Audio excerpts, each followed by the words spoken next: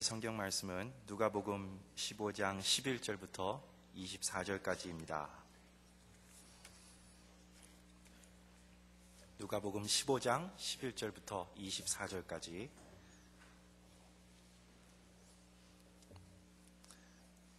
봉독하겠습니다. 예수께서 말씀하셨다. 어떤 사람에게 아들 둘이 있는데 작은 아들이 아버지에게 말하기를 아버지, 재산 가운데서 내게 돌아올 몫을 내게 주십시오 하였다. 그래서 아버지는 살림을 두 아들에게 나누어 주었다. 며칠 뒤에 작은 아들은 제 것을 다 챙겨서 먼 지방으로 가서 거기서 방탕하게 살면서 그 재산을 낭비하였다. 그가 모든 것을 탕진했을 때 그 지방에 크게 흉년이 들어서 그는 아주 궁핍하게 되었다. 그래서 그는 그 지방의 주민 가운데 한 사람을 찾아가서 몸을 의탁하였다. 그 사람은 그를 들로 보내서 돼지를 치게 하였다. 그는 돼지가 먹는 쥐염 열매라도 좀 먹고 배를 채우고 싶은 심정이었으나 그에게 먹을 것을 주는 사람이 없었다. 그제서야 그는 제정신이 들어서 이렇게 말하였다. 내 아버지의 그 많은 품꾼들에게는 먹을 것이 남아도는데 나는 여기서 굶어 죽는구나. 내가 일어나 아버지에게 돌아가서 이렇게 말씀드려야 하겠다. 아버지, 내가 하늘과 아버지 앞에 죄를 지었습니다. 나는 더 이상 아버지의 아들이라고 불릴 자격이 없으니 나를 품꾼의 하나로 삼아 주십시오. 그는 일어나서 아버지에게로 갔다. 그가 아직도 먼 거리에 있는데 그의 아버지가 그를 보고 측은히 여겨서 달려가 그의 목을 껴안고 입을 맞추었다. 아들이 아버지에게 말하였다. 아버지, 내가 하늘과 아버지 앞에 죄를 지었습니다. 이제부터 나는 아버지의 아들이라고 불릴 자격이 없습니다. 그러나 아버지는 종들에게 말하였다. 어서 가장 좋은 옷을 꺼내서 그에게 입히고 손에 반지를 끼우고 발에 신을 신겨라. 그리고 살찐 송아지를 끌어내다가 잡아라. 우리가 먹고 즐기자. 나의 이 아들은 죽었다가 살아났고 내가 잃었다가 되찾았다. 그래서 그들은 잔치를 벌였다. 하나님의 말씀입니다. 아멘.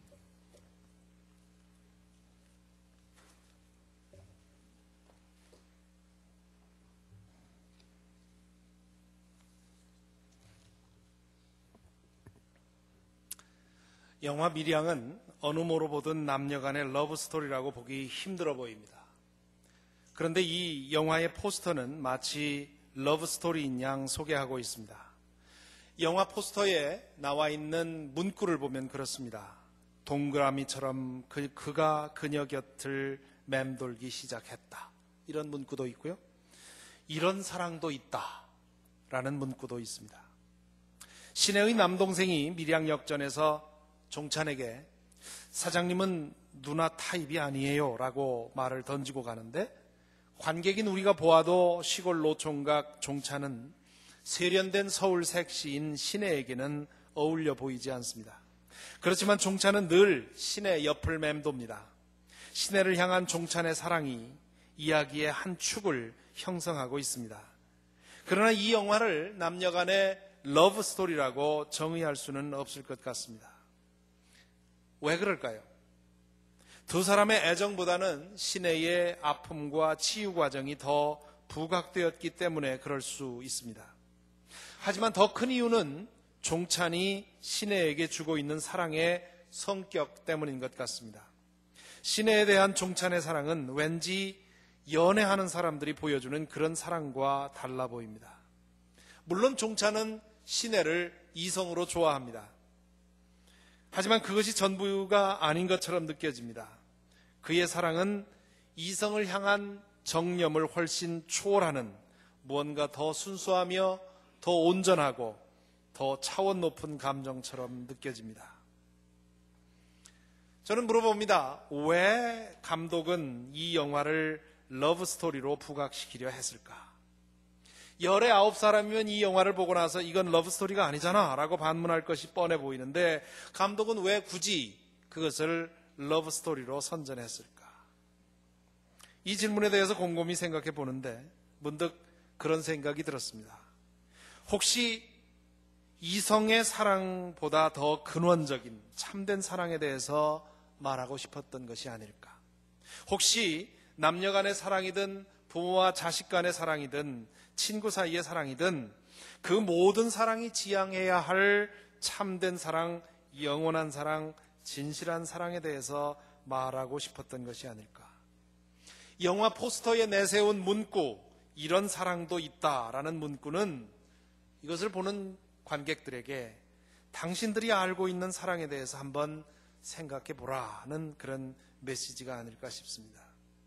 매일 사랑한다고 말하고 살아가는 당신들, 혹시 이런 사랑도 알고 있습니까? 라고 묻는 것 같습니다. 종찬이라는 사람은 참 신기한 인물입니다. 그는 시내가 말하듯 속물입니다.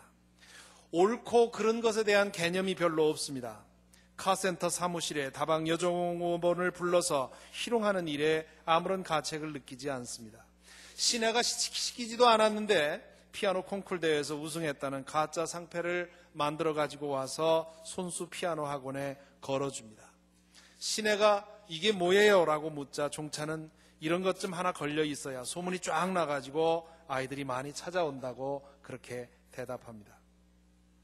시내를 따라 교회에 나간 다음에 종찬이 하는 행동은 더 재미있습니다. 교회에 나가자마자 종찬은 주차 안내를 자원합니다. 원래 교회 봉사는 이렇게 처음 나오는 분들이 잘하게 되어 있습니다. 어느 날 엉터리로 주차해 놓은 차를 보고는 쩔쩔 매는 장면이 나옵니다. 성깔은 터져 나오고 교회 앞이니 그 성깔대로 행동하지는 못하겠고 그 우스꽝스러운 모습을 잠시 한번 보겠습니다.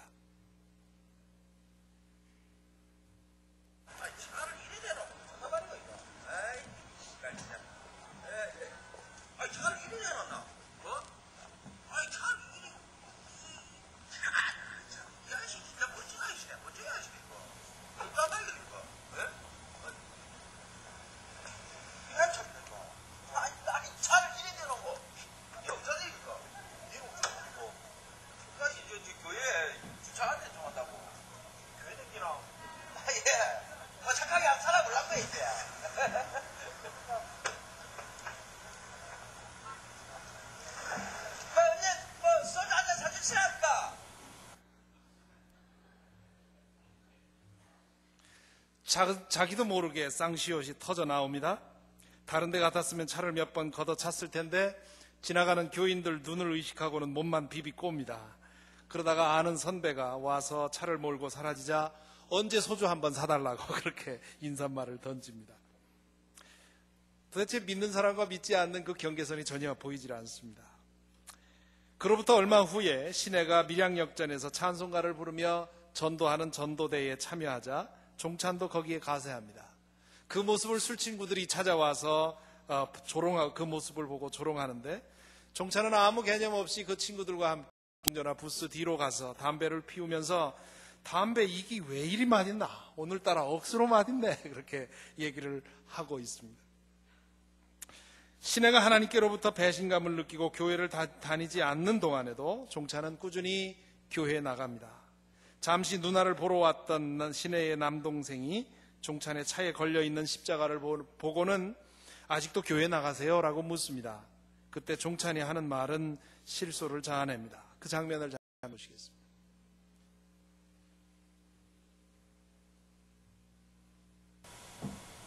저 오른쪽에 비는 게 저기 영남도입니다. 우리나라 3대 누각 중에 하나입니다. 3대 누각이 하나는 영남도고 하나는 진주 촉성도고 또 하나는 뭐라 하더라? 밀양이 어떤 곳이에요? 밀양이 어떤 곳이냐고요? 외워주세요. 아이, 이 신혜 씨가 요 밀양이 처음 나한테 똑같이 물었거든요. 밀양이 어떤 곳이냐? 뭐라 하겠노? 똑같아, 딴 데하고. 사람 사는데 다 똑같이 해, 뭐.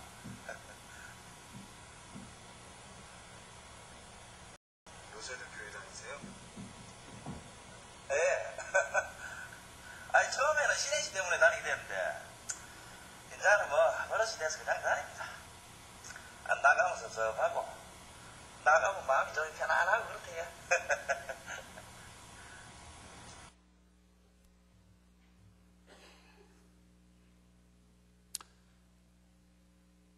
안 가면 섭섭하고 나가면 좀 마음이 편안하고 그래서 교회 나온다.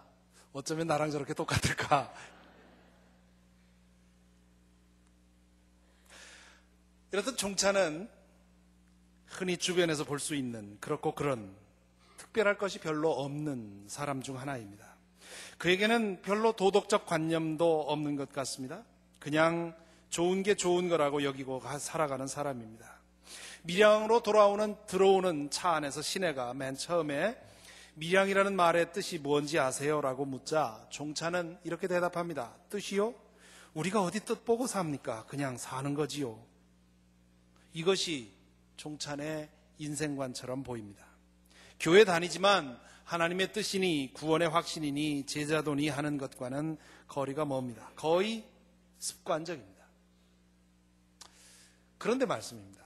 그런데 아무리 나쁘게 보려 해도 종찬이 미워 보이질 않는 겁니다. 종찬이 걸어준 가짜 상패를 모른 척하고 그대로 걸어두고 있는 시내의 내숭은 얄미워 보이는데 그 가짜 상패를 걸어주고 있는 종찬은 미워 보이질 않는다는 말입니다.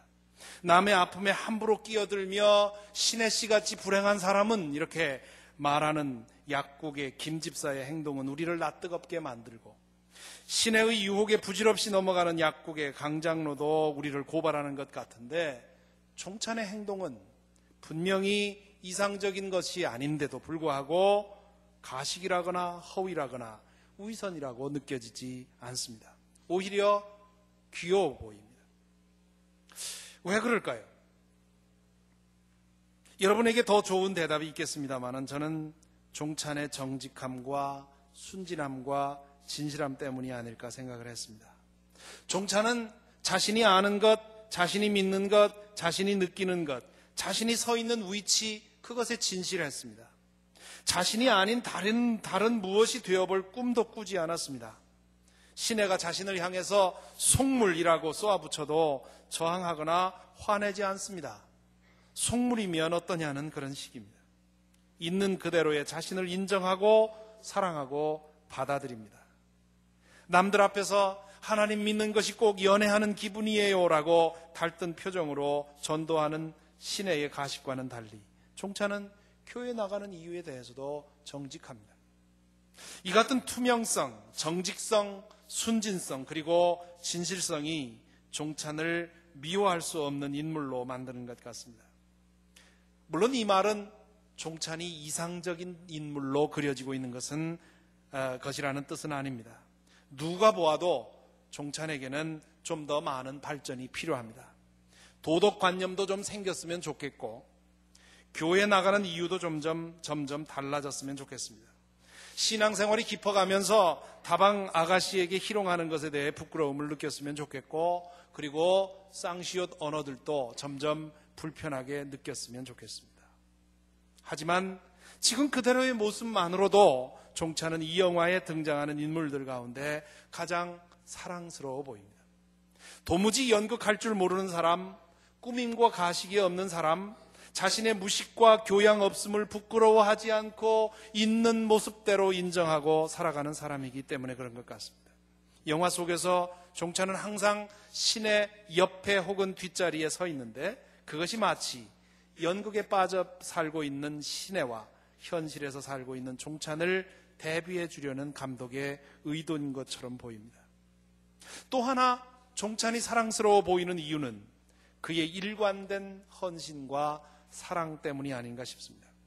시내를 향한 종찬의 일관된 사랑에는 어떤 불순한 의도가 없어 보입니다. 계산도 없어 보입니다. 사실 종찬이 시내를 대하는 모습을 보면 연애 기술에 있어서 낙제생에 속하는 저 같은 사람이 보기에도 딱해 보입니다. 40주를 바라보는 나이에 이르기까지 노총각으로 지낼 수밖에 없는 이유가 뻔히 보입니다. 그렇게 생각 없이 아무런 전략 없이 그냥 무조건 주변에서 맴도는 것만으로 한 여인의 마음을 사기는 어렵습니다. 그런데 종찬은 아무리 밀어내고 외면해도 배알도 없는 사람처럼 또다시 헤헤거리며 시내 앞에 나타납니다. 이 영화가 러브스토리를 표방하는데 결코 러브스토리로 느껴지지 않는 이유가 여기에 있는 것 같습니다. 종찬의 사랑은 한 남자가 한 여자에게 바치는 이성적인 사랑치고는 특별합니다. 그의 사랑의 목적은 시내를 품에 안는 것을 넘어서는 것처럼 보입니다. 시내가 행복해지는 것, 오직 거기에만 관심이 있는 것 같습니다. 만일 시내가 다른 사람을 만나, 다른 남자를 만나 좋아지게 되면, 그리고 종찬이 보더라도 자기보다 훨씬 더 나은 남자인 것처럼 보이면 종찬은 아쉽지만 물러서서 행복하게 사시지에 라고 말할 사람처럼 보인다는 것입니다. 아이러니컬하게도 이 영화에서 참된 사랑을 몸으로 보여주는 사람은 교회 목사도 아니고 전도의 열심으로 충만한 약국 김집사도 아닙니다. 도덕관념도 희박하고 제 앞가름도 못해서 나이 든 어머니로부터 늘 핀잔이나 듣는, 아무 생각 없이 습관적으로 교회 다니고 있는 종찬, 바로 그가 참된 사랑이 무엇인지 그 한 모델을 보여줍니다. 종찬이 보여주는 사랑은 아무 조건 없이, 그 어떤 일에도 불함이 없이, 일관되게 계산 없이 오직 상대방의 행복을 위해 나를 내어주는 사랑입니다. 그 사랑은 동시에 상대방의 영역을 침범하지 않으며 상대방의 의지와 감정을 존중하며 그가 도움을 청할 때까지 옆에 서서 기다려주는 사랑입니다. 영화의 처음부터 끝까지 종찬은 시내와 늘 어느 정도의 공간을 두고 떨어져 있습니다. 종찬은 시내에게 무엇도 강제하지 않습니다. 상대방이 원하는 대로 그대로 하게 내버려 둡니다. 그 모습을 두고 지켜보다가 자신의 도움이 필요하다 싶으면 가까이 다가갑니다. 마음 같아서는 신의 영역으로 넘어 들어가 모든 것을 대신해 주고 싶지만 그래서는 안 되는 줄을 압니다. 그렇게 하는 것은 사랑하는 것도 아니고 돕는 것도 아님을 압니다. 그 거리를 유지하고 기다리는 것으로 인해서 애간장이 탑니다. 하지만 언제나 그 거리를 유지하며 신의 곁을 맴돕니다. 종찬의 이 사랑은 하나님의 사랑을 닮았고 예수님의 사랑을 닮았습니다. 종찬의 사랑에 대해서 생각해 보는 동안 제게는 누가복음 15장의 탕자의 비유가 생각이 났습니다. 이 비유는 흔히 탕자의 비유라고 부르지만 실은 어리석은 아버지의 비유라고 불러야 할 것입니다. 예수님은 이 비유에서 인간에 대한 하나님의 사랑이 어떤 것인지를 가르치기 위해서 아주 어리석은, 아주 이상한 아버지를 등장시킵니다.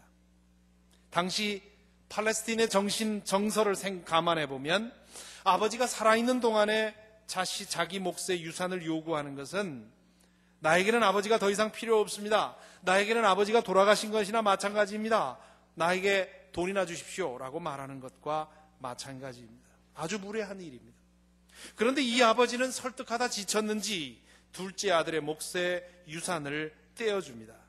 그 아들은 그 유산을 가지고 아버지를 떠나 멀리 가서 방탕하게 살다가 거지가 되어버립니다. 그때 이 아들은 제정신이 들어 이렇게 죽으나 저렇게 죽으나 마찬가지이니 아버지에게 돌아가서 사죄라도 하고 죽자라고 생각하고 돌아오게 됩니다. 돌아오는 탕자가 생각했던 the worst case scenario는 아버지에게 맞아 죽는 거고, best scenario는 아버지 집에서 종으로라도 사는 일이었습니다. 그런데 아버지는 그 베스트 시나리오보다 훨씬 더 좋은 그런 모습을 보여줍니다. 멀리서 오고 있는 아들을 알아보고 달려가 반겨 안아줍니다. 종들에게 명령해서 가장 좋은 옷을 가져다 입히고 손에 반지를 끼워주고 신발을 신겨주라고 명령합니다. 그리고는 살진 송아지를 잡아서 잔치를 벌입니다. 도대체 이런 아버지가 어디 있습니까? 우리가 아는 옛날 아버지들 같았으면 유산을 나눠주지도 않고 이런 무례한 요구를 하는 자식을 내어 쫓았을 것이고, 거지가 되어서 돌아오는 아들을 보고는 옛날 시골에 사시던 그런 완고한 아버지들 같았으면 아마 작대기를 들고 달려가 쫓아버렸을 것입니다. 아들을 쫓아보내고도 분이 풀리지 않아서 면사무소로 가서 호적에서 파내려고 했을 것입니다. 예수님 당시 유대인 아버지들도 그러했습니다. 그러니 예수님은 아주 이상한, 매우 어리석은, 말도 되지 않는 아버지 상을 이 비유에서 소개하고 있는 것입니다. 왜 그렇습니까? 우리 인간에 대한 하나님의 사랑이 그러하기 때문입니다. 하나님의 사랑은 무조건적이며 일관되어 변함이 없고 기다릴 줄 알며 간섭하고 통제하고 억압하는 것이 아니라 우리 스스로 알아서 행하도록 모든 것을 통해서 모든 그 우여곡절을 통해서 성숙하고 자라며 회복되기를 버텨주는 사랑입니다. 심지어는 우리가 타락하고 실패하는 것까지도 참아가면서 어느 정도의 거리를 두고 지켜보고 버텨주는 것이 하나님의 사랑입니다. 때로 받은 상처로 인해 고통당하는 것을 보면서, 심히 아파하는 것을 보면서도 함께 아파하며 그 고통의 기간을 버텨주는 것이 하나님의 사랑입니다. 그 사랑을 전하기 위해 이 비유를 말씀하셨습니다. 그리고 예수님은 하나님처럼 그러한 사랑으로 사랑하시다가 그 사랑 때문에 십자가에 달려 돌아가셨습니다. 그 사랑이 우리의 구원의 능력이 됩니다. 이창동 감독은 종찬을 이상적인 인물로 제시하려 하지는 않았지만 참된 사랑이 무엇인지를 그를 통해서 암시하려 했던 것 같습니다. 그런데 그 사랑이 어쩌면 그렇게도 하나님의 사랑과 닮았는지요. 십자가를 통해서 드러난 예수님의 사랑을 어쩌면 그렇게도 빼어 닮았는지요. 이 감독에게는 특별한 종교가 없는 것으로 알고 있습니다만, 그러나 기독교가 말하는 사랑의 본질을, 하나님의 사랑과 예수 그리스도의 사랑의 본질을 잘 알고 있는 사람이 아닌가 하는 생각이 들었습니다. 그런 사랑만이 시내가 당한 것과 같은 깊은 상처를 치유하도록 도울 수 있습니다. 시내는 남편을 잃고 얼마 지나지 않아 하나밖에 없는 아들까지도 잃어버리는 상처를 붙들고 그 상처를 어떻게든 빨리 치유하고 싶었을 것입니다. 그러지 않았겠습니까? 시내로서는 그 아픔이 너무 커서 그대로 안고는 살아갈 수 없을 만큼 그렇게 힘들었습니다. 그래서 치유 집회에도 찾아갔고, 그래서 잠깐 찾아온 정서적인 변화를 하나님의 기적적인 치유로 받아들이고 싶었던 것입니다. 그러나 상처의 치유에 대해서 시내가 알았어야 할, 그리고 이 영화를 통해 우리 모두가 알아야 할, 잊지 말아야 할 진리가 하나 있습니다. 상처의 치유에는 그만한 시간과 아픔이 따른다는 것입니다. 이 시간을 줄일 방도도 없고 그 고통을 줄일 방법도 별로 없습니다. 그 고통을 다른 사람이 대신해 줄 수도 없습니다. 아무리 나를 아끼고 사랑하는 사람이 내 곁에 24시간 함께 있는다 하더라도 내가 받은 상처에 대해서는 나밖에는 당할 사람이 없고, 상처당하는 것, 아픔을 겪는 것 이외에는 그 상처를 치유할 방법이 없다는 것입니다. 세월이 약이겠지요 라는 옛날 유행가의 가사는 참으로 통속적으로 보이지만, 놀라운 것은 정신과 의사들이 하나같이 그 사실에 동의한다는 것입니다. 최근에 베스트셀러로 많이 읽힌 인생 수업이라는 책이 있습니다. 엘리자베스 퀴블러 로스와 데이빗 캐슬러라는 두 말기 죽어가는 환자들을 많이 경험하면서 그 상처, 아픔에 대해서 깊이 경험을 하고 그것을 가지고 책을 써서 많은 사람들에게 위로와 안내를 준 책인데요. 거기 그 책에서 이 상처에 대해서, 상처의 치유에 대해서 이렇게 말하고 있습니다. 한 부분을 제가 읽어드리겠습니다. 분명하게 말할 수 있는 한 가지는 시간이 그 모든 상처를 치유하리라는 사실입니다. 불행히도 치유의 과정이 언제나 직선적인 것은 아닙니다. 그래프의 상승선처럼 빠르고 분명하게 회복되지는 않습니다. 오히려 치유의 과정은 롤러코스터를 타는 것과 같습니다. 온전히 자신을 회복해 가다가도 갑자기 절망의 나락으로 떨어지고 역행하는 것 같다가 다시 앞으로 나아가기도 합니다. 그런가 하면 다시 시작점으로 돌아온 듯한 기분이 들 때도 있습니다. 이것이 바로 치유의 과정입니다. 결국 당신은 치유될 것이며 온전한 자신을 되찾게 될 것입니다. 잃어버린 것을 되찾지는 못하겠지만 그 상처를 치유할 수는 있습니다. 그리고 여행의 어느 지점에 도달하면 당신이 잃어버렸다고 슬퍼한 사람이나 사물이 결코 당신에게 소유된 적이 없었음을 깨닫게 될 것입니다. 다시 한번 읽겠습니다. 여행의 어느 지점에 도달하면 당신이 잃어버렸다고 슬퍼한 사람이나 사물이 결코 당신에게 소유된 적이 없었음을 깨닫게 될 것입니다. 또한 한편으로 그것들을 다른 방식으로 영원히 소유하게 되리라는 것도 알게 될 것입니다. 따라서 상처를 입고 아파하는 사람들을 사랑하고 도울 수 있는 길은 그 상처가 치유되는 과정을 함께 견뎌주는 것입니다. 종찬이 시내에게 했던 것처럼 말입니다. 그 사람의 고통을 대신해 줄 수는 없습니다. 그 사람의 아픔을 알고 있는 것처럼 함부로 말해서도 안 될 것입니다. 이런 점에서 보면 약국의 김 집사는 가장 믿음 좋은 사람처럼 보이지만 상처받은 사람들을 돕는 일에는 아주 서툰 사람입니다. 믿음이 좋다는 사람들이 자주 그런 잘못을 범합니다. 안타깝지만 그 사람이 아파하는 과정을 옆에서 지켜보면서 함께 버텨주는 것이 우리가 줄 수 있는 가장 큰 도움이요 사랑이라는 것입니다. 그렇다고 해서 속절없이 시간이 가기만을 기다려야 하는 것은 아닙니다. 상처의 치유에 있어서 믿음이 아무런 역할을 할 수 없다는 뜻은 아닙니다. 우리의 영적 생활은 기도와 찬양과 예배와 그리고 영적 교제와 봉사와 이런 우리의 영적 생활은 마음의 치유에 있어서 가장 효과적이고 가장 강력한 수단 중에 하나입니다. 하지만 그 영적 생활이 자신의 상처를 잊기 위한 노력이 되고 당해야 하는 아픔을 피하려는 그런 수단이 된다면 그것은 오히려 치유를 늦출 뿐입니다. 영적 생활은 우리에게 그 반대의 역할을 해야 됩니다. 제대로 된 영적 생활은 우리에게 용기를 주어서 자신의 상처를 정면으로 대면할 수 있는 용기를 주며 상처로부터 오는 아픔을 끌어안고 견딜 만한 영적인 힘을 제공을 해줍니다. 또한 영적 생활을 통해서 우리는 지금 내가 당한 상실과 상처로 인해서 내 생애가 끝난 것이 아님을 깨닫게 됩니다. 그 상실과 상처에도 불구하고 살아야 할 충분한 이유와 가치를 영적 생활을 통해서 깨닫게 되는 것입니다. 그리고 그 상처와 상실에 붙들려서 과거의 포로가 되지 않고 앞으로 전진해 나갈 수 있게 되는 것입니다. 얼마나 많은 사람들이 믿음을 통해 치유의 기관을 뛰어넘을 수 있다고 생각하며 아픔을 면제받을 수 있다고 생각하는지요. 얼마나 많은 사람들이 좋은 신앙은 상처를 당했을 때, 아픔을 당했을 때 무심하게 견뎌내는 것이라고 오해하고 있는지요.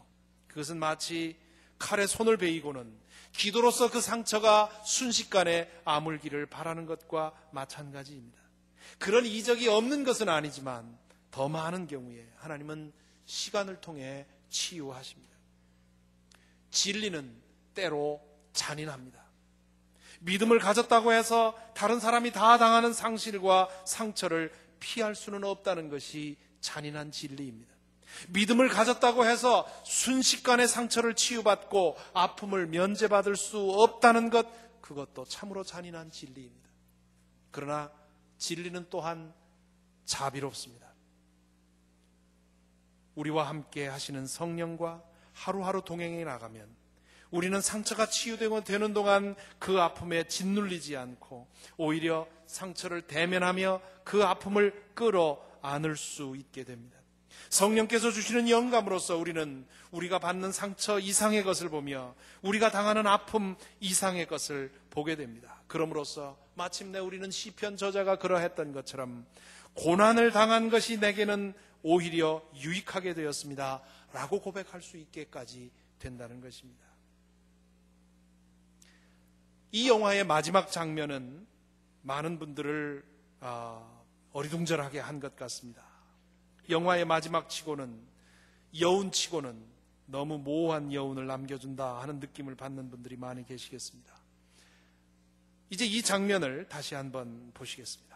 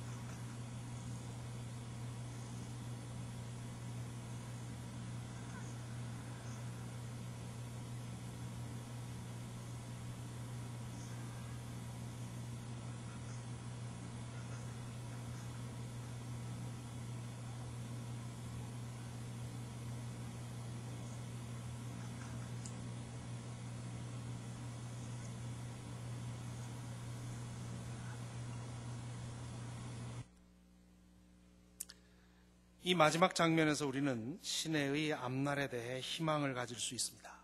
감독이 그 희망을 가지게 되는 이 그 세 가지 단서를 던져놓는데요. 첫째는 시내가 스스로 머리를 자르고 있다는 것입니다. 자신의 생애에 대해서 홀로 그리고 스스로 대면할 준비가 되어 있다는 뜻입니다. 둘째로 여자가 머리를 자른다는 것은 새로운 마음으로 뭔가를 다시 시작하겠다는 뜻 아닙니까? 머리를 자르는 시내는 이제 다른 모습을 보일 것 같은 암시를 던져줍니다. 셋째로 거울을 본다는 것은 자신을 있는 그대로 대면할 용기를 가지게 되었다는 뜻입니다. 시내가 보고 있는 거울의 왼쪽 아래 구석에 작은 사진이 꽂혀 있는 것을 보셨습니까? 잘 보이지 않아서 그런데 그게 죽은 아들 준의 사진입니다. 그런데 시내는 더 이상 그 사진에 붙들리지 않고 자신의 얼굴을 보고 머리 손질을 합니다. 그만큼 치유되었다는 뜻입니다. 바로 이때 종찬이 문을 들고 들어옵니다. 넉살 좋은 웃음을 웃으며 내가 들어줘도 되겠지에 라고 말하고는 거울을 들고 시내의 얼굴을 비추어 줍니다. 시내는 자세를 고쳐 앉아 머리카락을 자릅니다. 종찬의 사랑, 종찬의 도움은 늘 이런 식이었습니다. 사랑하는 사람의 의지와 감정을 100% 존중하면서 늘 옆에 서서 도울 것이 없는지를 찾는 그런 사랑이었습니다. 시내가 강장로를 유혹하다가 실패하고는 종찬의 집으로 찾아와 망가지려고 할 때 종찬은 딱 한 번 제발 정신 좀 차리라고 역정을 냅니다. 하지만 종찬은 시내가 정신을 차릴 때까지 기다려 주었고 자신을 스스로 볼 수 있도록 앞에서 거울을 들어 주었습니다. 그런 사랑이 있기에 시내는 아직까지 생을 붙들고 있었고 앞으로 회복될 희망이 보이는 것입니다. 사랑하는 성도 여러분, 이 영화를 보면서 우리가 입은 상처를 어떻게 치유하고 회복할지를 생각해 볼 수 있으면 좋겠습니다. 혹시 지금 마음의 깊은 상처로 인해 고통받고 계십니까? 혹시 과거에 받은 상처 때문에 아직도 아픔을 겪고 계시는 분들이 계십니까? 이미 다 잊은 줄 알았는데 문득문득 시뻘건 상처가 그 모습을 드러내어 고통을 당하는 분들이 계십니까? 적지 않으실 줄로 압니다. 영적 생활을 통해서 얻는 믿음의 능력을 통해 여러분의 상실과 상처를 인정하고 대면할 힘을 얻게 되기를 바랍니다. 믿음의 능력으로서 그 아픔을 적극적으로 끌어안고 견딜 만한 영적 힘을 구하시기를 바랍니다.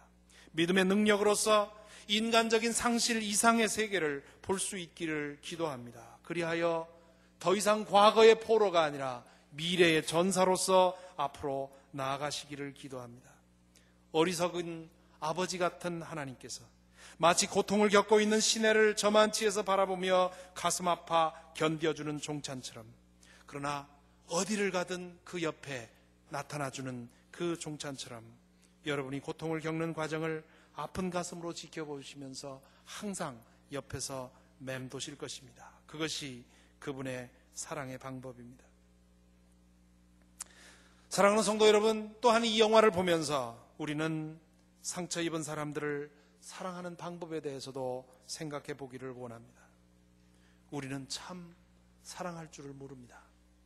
부모 사랑에 대해서도 그렇고 자식 사랑에 대해서도 그렇고 배우자 사랑에 대해서도 그렇습니다.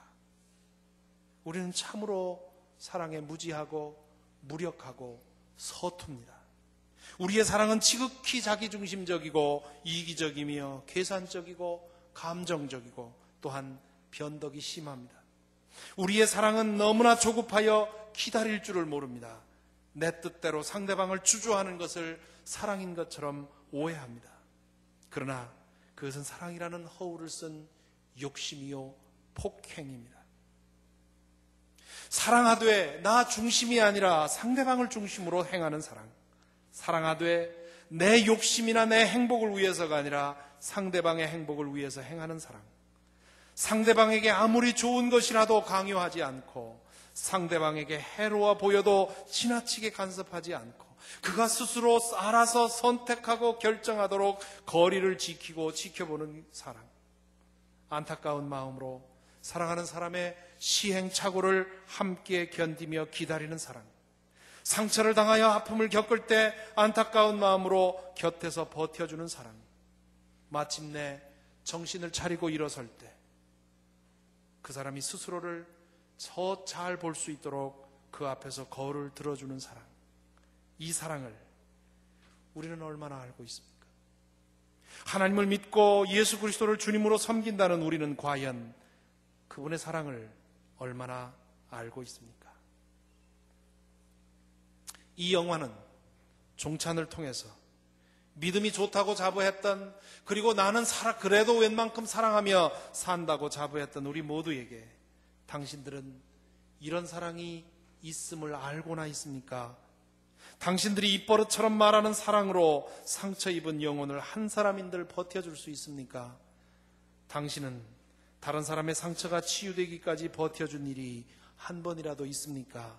라고 묻는 것 같습니다.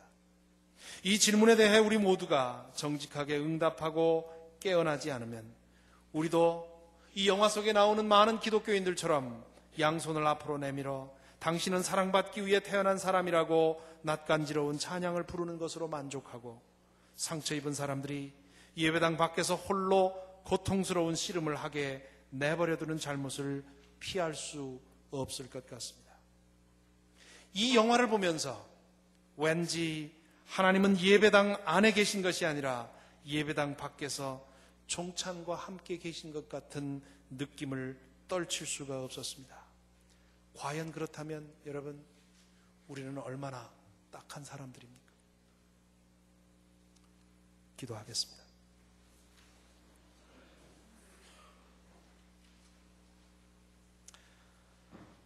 사랑의 주님, 저희가 사랑을 모릅니다. 저희가 사랑에 무능합니다. 저희를 불쌍히 여겨 주옵소서. 주님의 사랑을 알게 하시고 행하게 하옵소서.